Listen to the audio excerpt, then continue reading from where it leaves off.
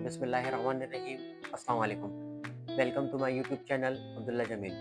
So guys, first of all, thank you so much for coming on our channel and clicking on this video. This video is going to be about genetics. So guys, what is genetics?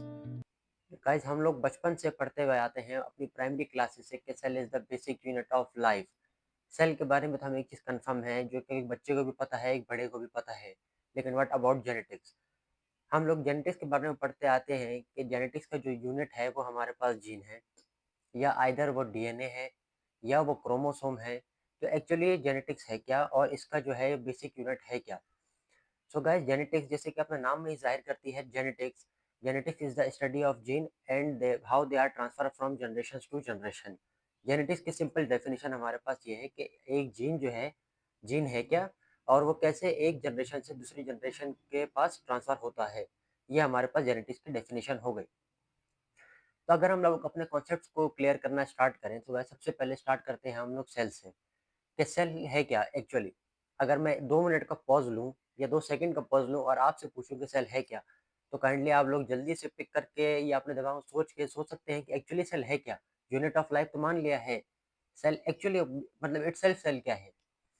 So guys, cell एक ऐसा particle है, एक ऐसा unit है, एक ऐसी चीज़ है जो कि बनी है हमारे पास प्रोटोप्लाज्म से। क्योंकि मुझे याद है जब भी हम 9th क्लास में थे या हम अपने जूनियर थे, तो हमें पता ही नहीं लगता था कि ये प्रोटोप्लाज्म क्या है, ये साइटोप्लाज्म क्या है, ये क्या चीज़ कैसी चीज़ें काम करती हैं। मुझे इस बारे में इतना खास क्लियर नहीं था। तो मैंने सोचा कि इस बारे में वीडियो बनाऊँ ताकि आप लोग भी इस मामले में समझ सकें इस चीज़ को सारा।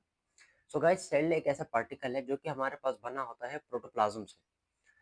अब प्रोटोप्लाज्म के गाइस 2 पार्ट होते हैं, एक हमारे पास सॉलिड पार्ट होता है, एक हमारे पास वाटरी पार्ट होता है।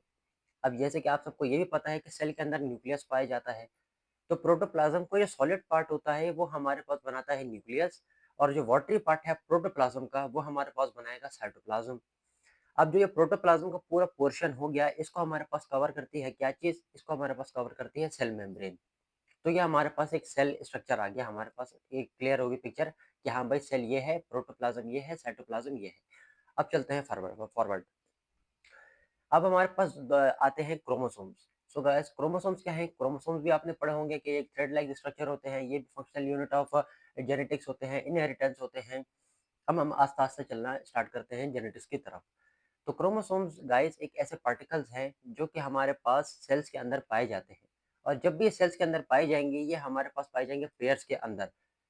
ये डिफरेंट नहीं होंगे। अगर तो एक सेल के अंदर हमारे पास पाए जा रहे हैं क्रोमोसोम्स, तो वो पेयर के अंदर ही होंगे और दोनों सेम ही होंगे हमारे पास, जिसको हम लोग नाम देते हैं हम लोग होमोलोगस क्रोमोसोम। ये एक थ्रेड लाइक स्ट्रक्चर होते हैं, जैसे कि आपने कहीं ना कहीं आपने पिक्चर लाजमी देखी होगी अगर आप बायोलॉजी के स्टूडेंट्स हैं।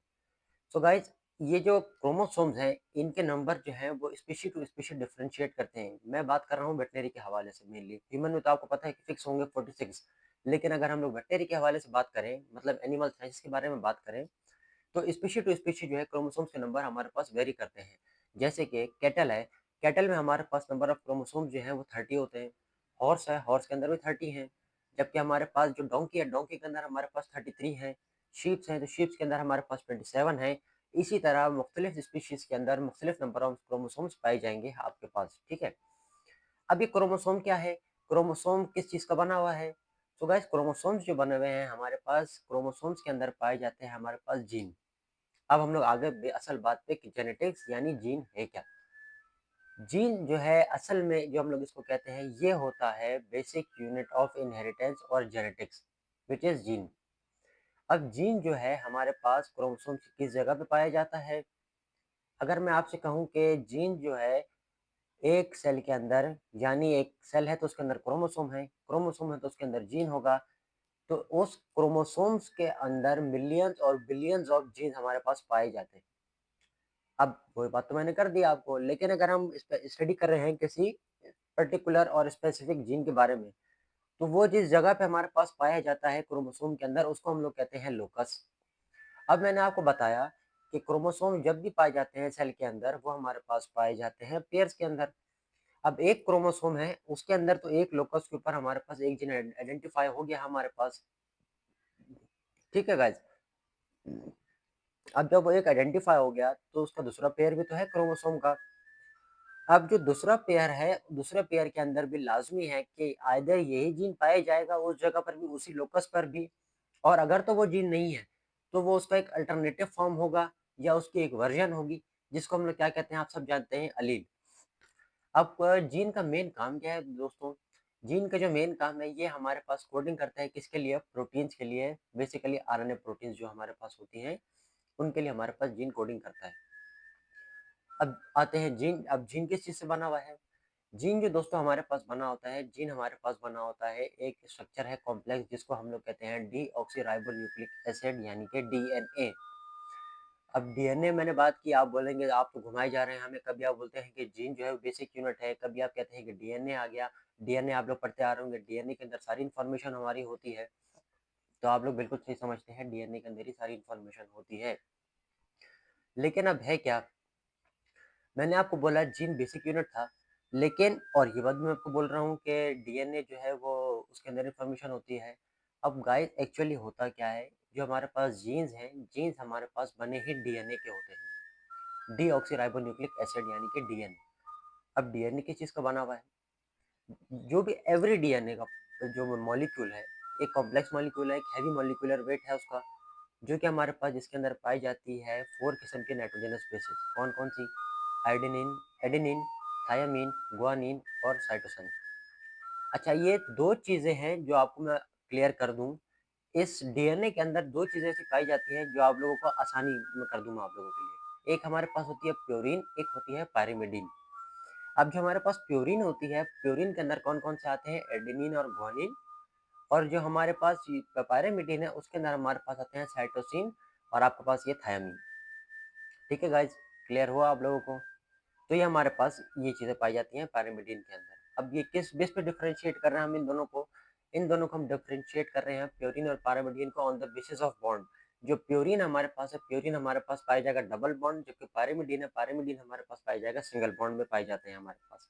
अब मैंने आपसे बात की डीएनए की, तो डीएनए में आप लोग को ये भी पता होगा, लाज़मी सी बात है, अगर आप बायो के स्टूडेंट्स हैं, आइदर आप मैट्रिक के हैं, इंटर के हैं, ग्रेजुएशन के हैं, जिसके भी स्टूडेंट हैं आप, आपको ये चीज़ तो 110% कन्फर्म होगी कि भाई डीएनए जो है डबल हेलिक्स स्ट्रक्चर होता है, लैडर लाइक स्ट्रक्चर होता है। अब मैं आपको एक मिसाल के तौर पे बात बताता हूँ। एक ट्विस्टेड स्ट्रक्चर भी कहते हैं इसको हम लोग, ये टॉर्शर भी कहते हैं इसको हम लोग। अब चक्कर ये है, मिसाल के तौर पे आप समझ लें कि ये डीएनए का एक फ्रेगमेंट है, फ्रेगमेंट नहीं कहूँगा इसको, मैं एक लेटर कह लूँगा आप, ठीक है? या स्ट्रैंड कह लें आप। यहाँ पे मिसाल के तौर पे एडेनिन है, ठीक है? और यहाँ पे हमारे पास गुआनिन है। तो इसके ऑपोजिट में सामने जो आएगा ना, वो थायामीन आएगा और हमारे पास साइटोसिन आएगा।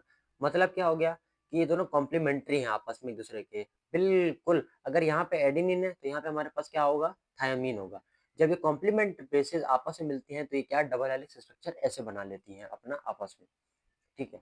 अब फर्दर चलते हैं जब आगे हमारे पास, तो ये डीएनए फ्रेगमेंट्स क्या करते हैं, अपने आप को खुद ब खुद तोड़ते हैं और जो ये एक स्ट्रैंड बचता है, एक स्ट्रैंड के अंदर आपको पता है जो भी नाइट्रोजनस बेसेस होंगी, उसकी अपोजिट या कॉम्प्लीमेंट्री जो भी बेसेस हमारे साइटोप्लाज्म में पाई जाएँगी, तो वो उसको उठाएगा एक स्ट्रैंड और अपने साथ उसको शामिल कर लेगा। तो इस तरीके से वो मुख्तलिफ अपने स्ट्रैंड्स बनाते रहते हैं। अब बात करते हैं दोबारा से, अगर जीन पैर, क्योंकि मैंने आपको बता दिया जीन जो है वो डीएनए का बना हुआ है। अब जीन जो है, जीन क्या करता है? जीन एक ऐसा पार्टिकल है जो कि सेल्फ रेप्लिकेशन भी कर सकता है, मल्टीप्लिकेशन भी कर सकता है सेल्फ। तो इसी वजह से जीन जो है एक जनरेशन से दूसरी जनरेशन में ट्रांसफर होता है हमारे पास। अब अगर हम लोग बात करते हैं जीनोटाइप की, तो जीनोटाइप हमारे पास क्या होता है?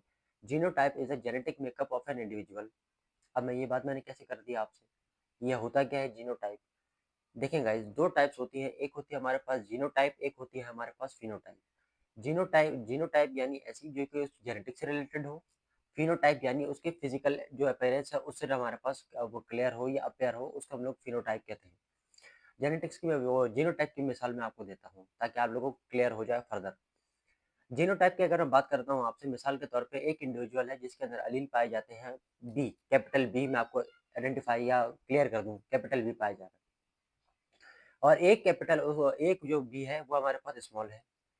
अब इन दोनों में से जब भी अगर ये दोनों एलील्स पाए जाएंगे हमारे पास किसी इंडिविजुअल के अंदर, तो हमारे पास चांसेस 3 बनेंगे, दो कैपिटल बी, एक कैपिटल बी, एक स्मॉल बी, और जो हमारे पास तीसरा बनेगा वो बनेंगे दोनों स्मॉल बी। तो इस तरह के हमारे पास अपीयरेंस हो सकती है। अब जो डबल बी कैपिटल है, दो बी कैपिटल है, तो वो हमारे पास क्या होगा? होमोजाइगस होगा। कैपिटल बी स्मॉल बी हमारे पास हेटेरोजाइगस हो गए, जो दोनों स्मॉल बी आए थे हमारे पास वो भी हमारे पास क्या हो गए, होमोजाइगस हो गए। अब क्लियर हुआ आपको? इसके बाद एक फिनोमेना आता है इनकम्प्लीट डोमिनेंस। इनकम्प्लीट डोमिनेंस क्या होती है? अभी मैंने आपको एक ऊपर मिसाल दी थी हेटेरोजाइगस की, तो हेटेरोजाइगस क्या होता है? हेटेरोजाइगस ऐसा होता है जिसको आप लोग कह लें डिफरेंट, जो कि सेम ना हो, अलग अलग हो।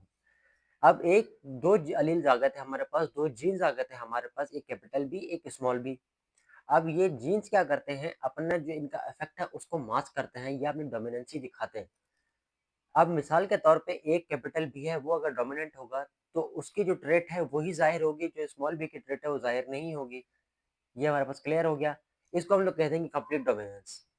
लेकिन अगर कैपिटल बी है वो अपने डोमिनेंस शो कर रहे हैं, लेकिन वो फुल डोमिनेट नहीं है, वो फुल अपना जो इफेक्ट है उसको मास्क नहीं कर पा रहा है, स्मॉल बी का जो इफेक्ट है वो हमारे पास शो हो रहा है, तो उसको हम लोग क्या कहेंगे? उसको हम लोग कहेंगे इनकम्प्लीट डोमिनेंस। इसका मतलब ये हुआ कि कोई भी एक जीन्स था जो कि प्रॉपर तरीके से मास्क नहीं कर पाया अपने इफेक्ट को, जिसकी वजह से इंटरमीडिएट इफेक्ट आया हमारे पास, तो वो हमारे पास इनकम्प्लीट डोमिनेंस कहलाएगी। मिसाल के तौर पे एक हमारे पास व्हाइट कलर की काऊ थी और एक हमारे पास जो है वो रेड कलर का बुल था। तो जो हमारे पास काफ आएगा, काफ हमारे पास ब्राउन कलर का आएगा, जो कि हमारे पास एक इंटरमीडिएट रास्ता है, इंटरमीडिएट एक सिचुएशन है, इंटरमीडिएट रेट है, जो कि व्हाइट और रेड को मिलकर आई है। तो इस तरीके को हम लोग कहते हैं इनकम्प्लीट डोमिनेंस। सो गाइज, ये थी आज की हमारी वीडियो जेनेटिक्स के बारे में, जो कि अब मैंने कोशिश की है कि इसको मैं बेसिक रखूँ, ज़्यादा कॉम्प्लेक्स ना जाऊँ, ना ज़्यादा डिटेल में जाऊँ। ये एक बेसिक और सुपरफिशियल चीज़ें थी जो कि मैंने सोचा कि आप तक पहुँचाऊँ और आप लोगों के कॉन्सेप्ट क्लियर कर पाऊँ। तो उम्मीद करते हैं कि आपके कॉन्सेप्ट क्लियर हुए होंगे, और अगर आपके कॉन्सेप्ट क्लियर हुए हैं तो वीडियो को लाइक करें, शेयर करें, कमेंट करें और काइंडली चैनल को सब्सक्राइब करें। और कमेंट में हमें ये भी बताएं कि नेक्स्ट वीडियो आप किस बारे में देखना चाहते हैं हमारे चैनल पे। सो इंशाल्लाह हम पूरी कोशिश करेंगे नेक्स्ट वीडियो उसी बारे में हो जिस बारे में आप चाहते हैं। तो guys, thank you so much, अपना ख्याल रखिएगा। अल्लाह हाफिज़।